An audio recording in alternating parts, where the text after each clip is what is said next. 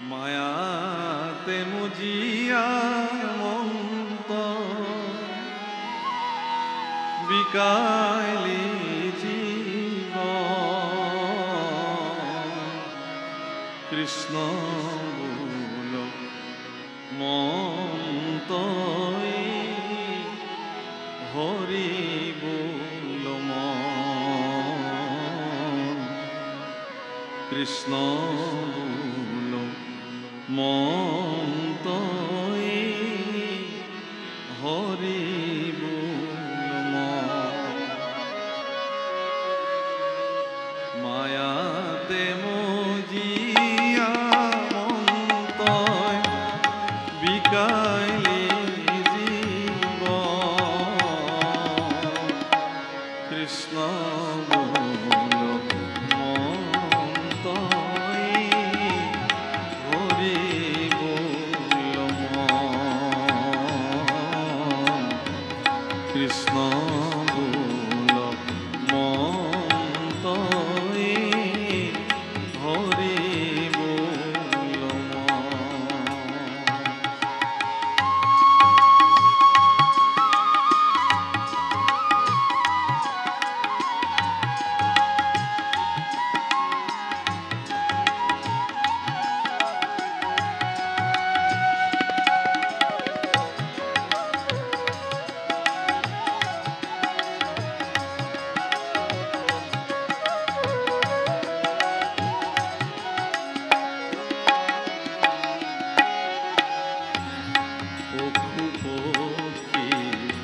তারা হবে প্রহরে প্রহরে জাগে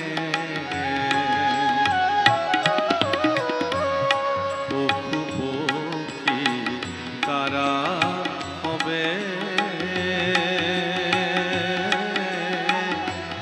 প্রহরে প্রহরে জাগে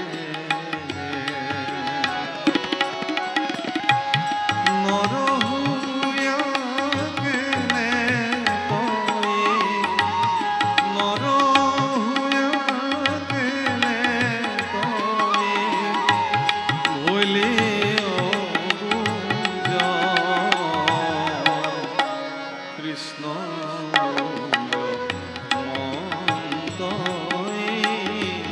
হরি বল মন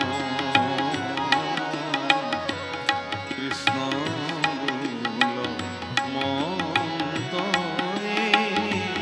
হরি বল মন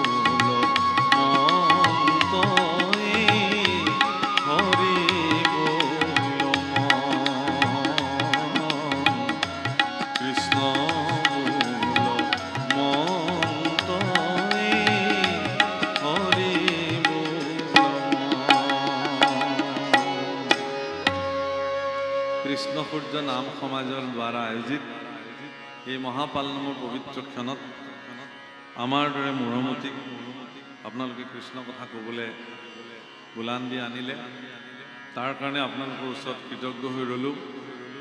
এইটো বিশেষ প্ৰাৰ্থনা যে আমি যিখিনি কথা ক'লোঁ সেই কথাখিনি মানিবই লাগিব বুলি এনে কোনো কথা নাই।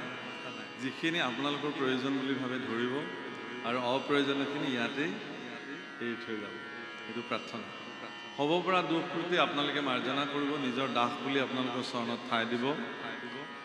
আৰু আপোনালোকক এই পবিত্ৰ আসনৰ পৰাই ভাগৱতৰ সন্মুখত বহি ভগৱানৰ ওচৰত প্ৰাৰ্থনা কৰিছোঁ যে সমগ্ৰ শিৱসাগৰবাসী ৰাইজক ভগৱন্ত পুৰুষে এই পালনামৰ কৃপাৰে ধন্য কৰি ৰাখক। লগতে দূৰ দূৰণিৰ পৰা অসমৰ অন্যান্য প্ৰান্তৰ পৰাও এই পালনামৰ প্ৰতি যিসকল ব্যক্তিয়ে দান বৰঙণি সহায় সহযোগিতা আগবঢ়াইছে তেখেতলোকো পালনামৰ মহাকৃপাৰ দ্বাৰা ভগৱানৰ কৃপাপ্ৰাপ্ত হওক। এই প্ৰাৰ্থনা ভগৱানৰ ওচৰত অৰ্পণ কৰিলোঁ। উদ্যোক্তাসকলক আৰু শক্তি দিয়ক যাতে ইয়াতকৈও সুন্দৰ ৰূপত এনে মহান অনুষ্ঠান তাৰা সবে আয়োজন কৰিব পাৰে। এইখিনি কথাই ভগৱানৰ চৰণত অৰ্পণ কৰি আমাৰ বাণীক ইমানতে বিৰাম দিম। জয় গুৰু শংকৰ কৃষ্ণ। ঔ হৰি ঔ ৰাম কৃষ্ণ।